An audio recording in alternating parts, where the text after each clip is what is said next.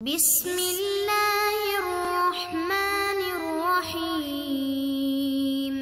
السلام علیکم ورحمۃ اللہ وبرکاتہ۔ معزز طلباء کرام، آپ سب کیسے ہیں؟ آج ہم کتاب ہدایہ رابع میں سبق نمبر 219 کو پڑھ رہے ہیں۔ ہمارے آج کے سبق کا عنوان ہے مردوں کا انگوٹھی پہننا۔ تو ہمارے آج کے سبق میں سونے اور چاندی کے استعمال سے متعلق، خصوصاً انگوٹھی اس کے استعمال سے متعلق تفصیل آ رہی ہے۔ آئیے عبارت کی جانب بڑھتے ہیں۔ بسم اللہ الرحمن الرحیم۔ والتختم بالذهب علی الرجال حرام۔ سونے کی انگوٹھی بنانا اس امت کے مردوں کے لیے حرام ہے۔ لما روینا، اس روایت کی وجہ سے جس کو ہم نے نقل کیا کہ حدیث مبارکہ میں واضح طور پہ ذکر کیا گیا تھا، ہذان حرامان علی ذکور امتی۔ اسی طرح سیدنا علی رضی اللہ تعالی عنہ سے بھی منقول ہے کہ ان النبی صلی اللہ علیہ وسلم نہا عن التختم بالذہب، کہ نبی کریم صلی اللہ علیہ وسلم نے سونے کی انگوٹھی استعمال کرنے سے منع فرمایا ہے۔ تو اب ہذان حرامان کی روح سے معلوم ہوا کہ سونے میں حرمت اصل ہے، یعنی سونے کا استعمال حرام ہے، البتہ بطور نمونہ یا مہر بنانے کے لیے اس کو استعمال کیا جا سکتا ہے۔ وَلِأَنَّ الْأَصْلَ فِيهِ التَّحْرِيمُ، کہ سونے کی انگوٹھی میں اصل حرمت ہے۔ وَالْإِبَاحَةُ ضرورت الختم او النموذج، تو البتہ مہر بنانے کے لیے یا نمونے کی ضرورت کے پیش نظر اباحت ہے۔ تو اب چونکہ سونا اور چاندی دونوں ایک ہی حکم میں ہیں، دونوں ایک ہی گھرانے کے فرد ہیں، ایک فیملی کے ممبر ہیں، وَقَدْ اندفعت بِالْأَدْنَى هُوَ الْفِضَّةُ، اب جب دونوں ایک جیسے ہیں، زیب و زینت کے لیے ان دونوں کو استعمال کیا جاتا ہے،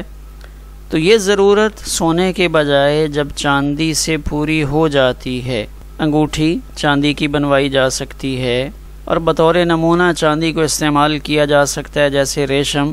کہ اس کو دنیا میں اگر بطور نمونہ استعمال کیا جائے اور اس کو مد نظر رکھتے ہوئے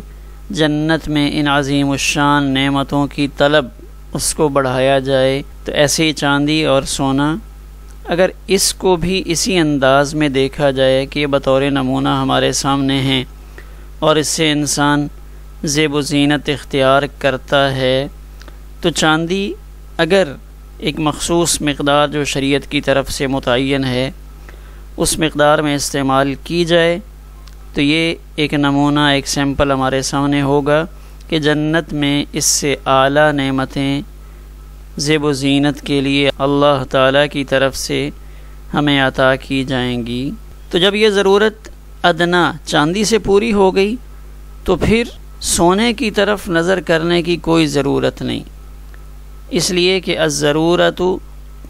تقدر بقدرها، کہ ضرورت اس کا اندازہ اسی مقدار سے لگایا جاتا ہے کہ جتنی مقدار سے ضرورت پوری ہو جائے اسی پہ اکتفا کیا جاتا ہے۔ اب یہاں دوسری بات شروع کر رہے ہیں، والحلقۃ ہی المعتبرۃ۔ اب انگوٹھی کے دو حصے ہوتے ہیں، ایک اس کا حلقہ ہوتا ہے جس سے ہم رنگ یا چھلا سے تعبیر کرتے ہیں، ایک اس کے اندر پتھر لگا ہوتا ہے یا اس کا اوپر والا حصہ ہوتا ہے جس میں لوگ مختلف عبارتیں تحریر کرتے ہیں۔ تو حلقہ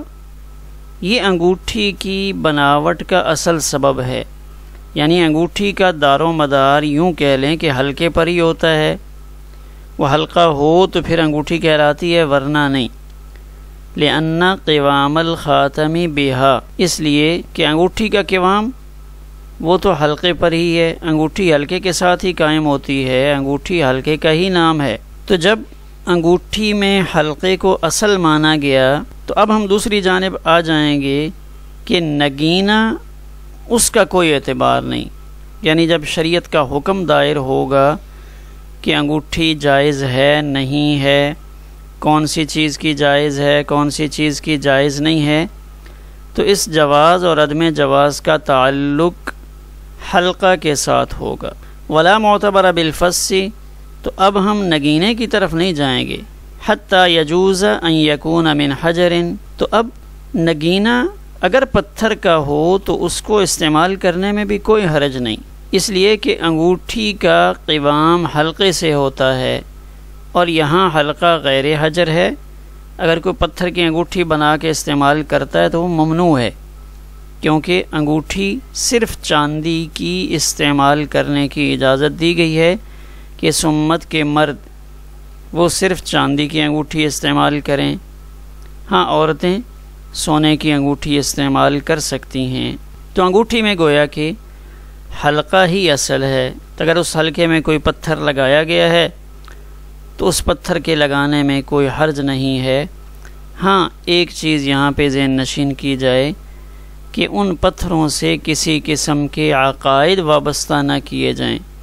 کہ میں یہ پتھر پہنوں گا تو فلاں نقصان سے بچ جاؤں گا، فلاں فوائد اس پتھر کو پہننے کی وجہ سے حاصل ہوں گے۔ یہ چیز قابل غور ہے، فی نفسی ہی پتھر کو انگوٹھی میں استعمال کرنے کے اندر کوئی حرج نہیں۔ آگے اس انگوٹھی کو استعمال کرنے کا طریقہ کار کیا ہوگا، اس کو ہاتھ میں کیسے پہنا جائے۔ وَيُجْعَلُ الْفَصُّ إِلَى بَاطِنِ كَفِّهِ، تو اب یہاں چونکہ مرد کو بطور ضرورت، وہ ضرورت یا تو مہر لگانے کی ہے یا بطور نمونہ انگوٹھی پہننی ہے، تو مرد کو یہ احتیاط بتائی کہ وہ مرد اس نگینے کو ہتھیلی والی سائڈ پہ کرے گا، اس کا نگینہ انگلی کی باہر والی طرف نہ ہو کہ لوگوں کو نظر آتا رہے، بلکہ اس کو نگینہ اندر کی طرف رکھنا ہوگا۔ ابو داؤد شریف کی روایت ہے، عن ابن عمر رضی اللہ تعالی عنہما ان النبی صلی اللہ علیہ وسلم کان یتختم فی یسارہ وکان فصہ فی باطن کفہ، تو نبی کریم صلی اللہ علیہ وسلم کا اپنا عمل نقل کیا گیا ہے کہ نبی کریم صلی اللہ علیہ وسلم اپنے بائیں ہاتھ کی انگلی میں انگوٹھی پہنتے تھے اور نگینہ انگلی کے اندرونی حصے کی طرف ہوتا تھا۔ تو ابو داؤد شریف میں باب ما جاء فی التختم فی الیمین او الیسار، یہ جو باب ہے اس باب میں یہ روایت موجود ہے۔ بخلاف النسوانی، تو مردوں کو یہ حکم دیا کہ وہ انگوٹھی کا نگینہ اندر کی طرف رکھیں۔ ہاں، عورتیں ان کا حکم مختلف ہے، لأنہ تزین فی حقہن، اس لیے کہ عورتوں کے لیے انگوٹھی کا استعمال ان کے حق میں زیب و زینت کے لیے ہے، وہ زینت اور نمائش کے لیے ہی انگوٹھی استعمال کرتی ہیں، اس لیے ان کو یہ نہیں کہا جائے گا کہ وہ اپنی انگوٹھی کا اوپر والا حصہ یا نگینے والا حصہ یا جس میں کوئی خوبصورتی کا اظہار ہے وہ اندر کی طرف کریں، یعنی عورتوں کو اندرون کف کی طرف نگینہ یا اس ڈیزائن کو پھیرنے کا مشورہ نہیں دیا جائے گا۔ یہاں پہ اب صاحب ہدایہ ایک چیز کی طرف اشارہ کر رہے ہیں کہ انگوٹھی کون پہنے، کیا سب کو ہی پہننی چاہیے؟ وَإِنَّمَا يَتَخَتَّمُ الْقَاضِي وَالسُّلْطَانُ، کہ انگوٹھی قاضی وقت پہنے یا بادشاہ وقت پہنے، لحاجتہ الی الختم، کہ ان کو مہر لگانے کی ضرورت پیش آتی ہے، کہ جب انہوں نے کوئی حکم جاری کرنا ہوتا ہے، کوئی فرمان جاری کرنا ہوتا ہے، تو ان کے پاس ایک مخصوص انگوٹھی ہو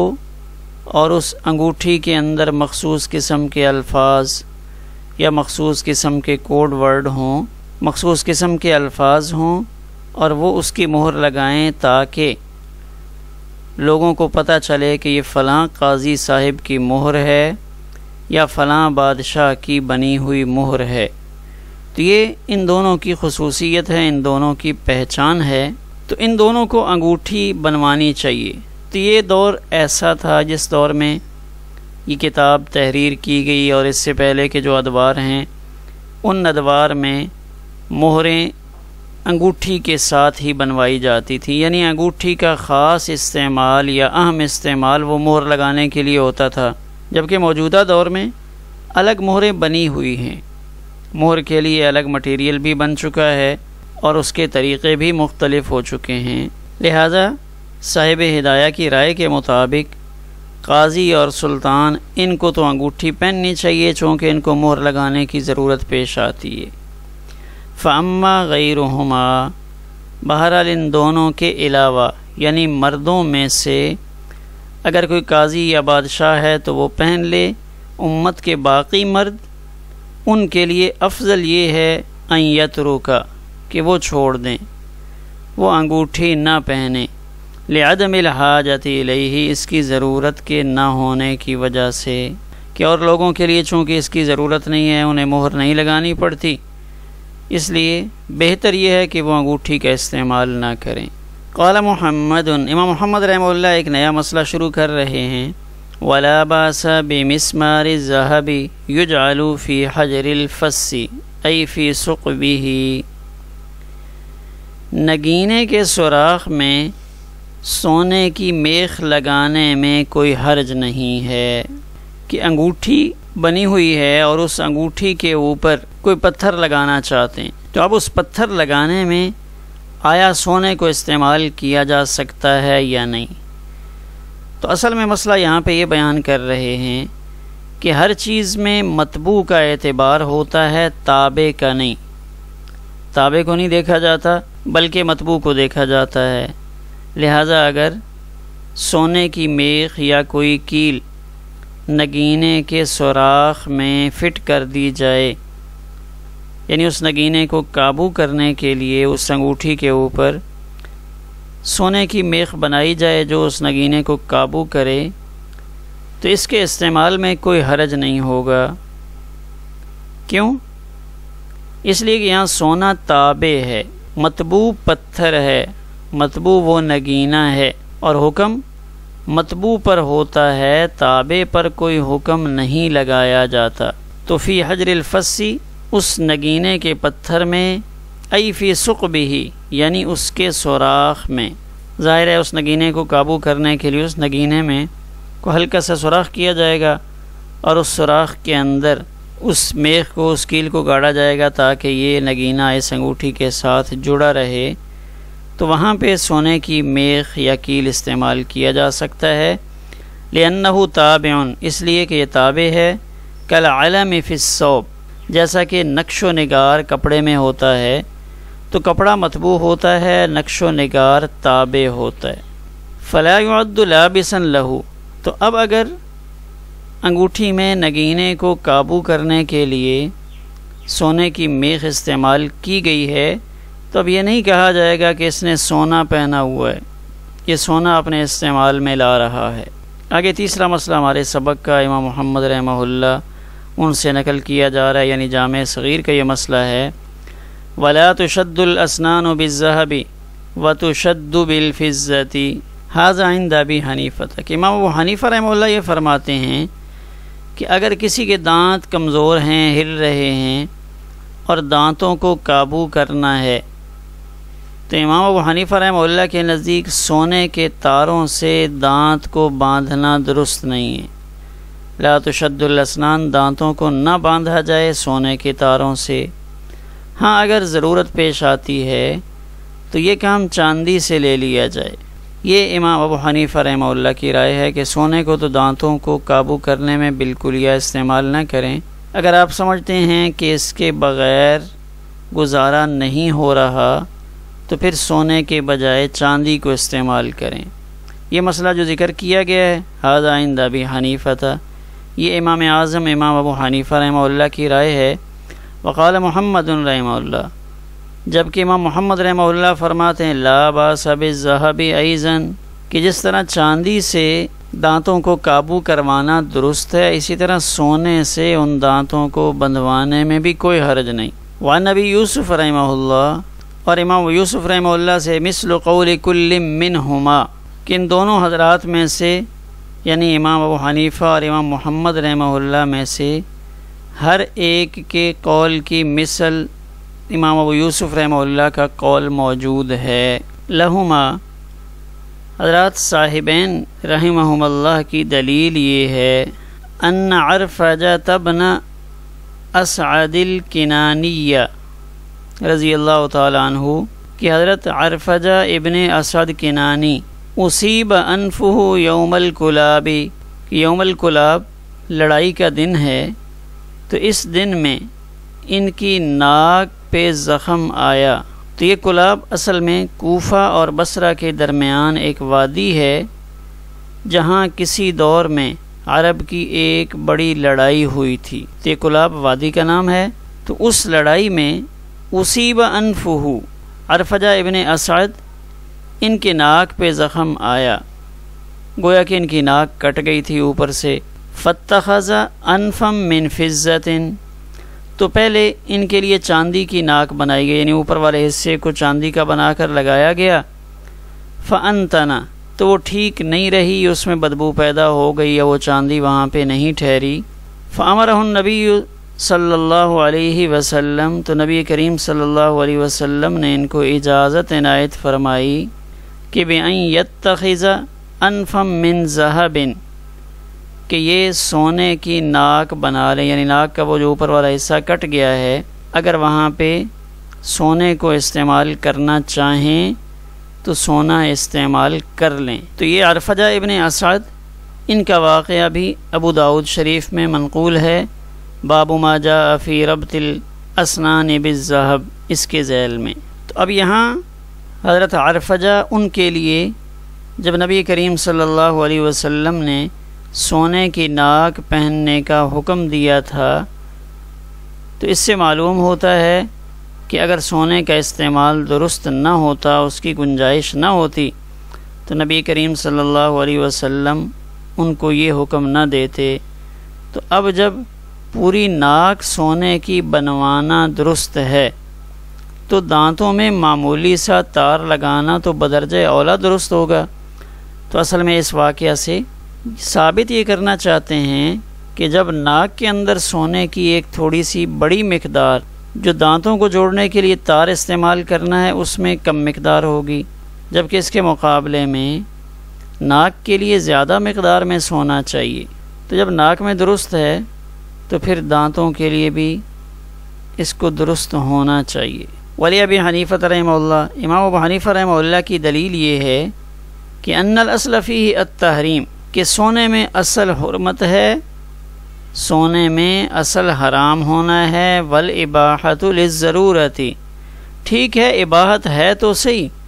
مباح ہے، لیکن یہ اباحت عارضی چیز ہے، وقتی چیز ہے، اور جب یہ ضرورت سونے سے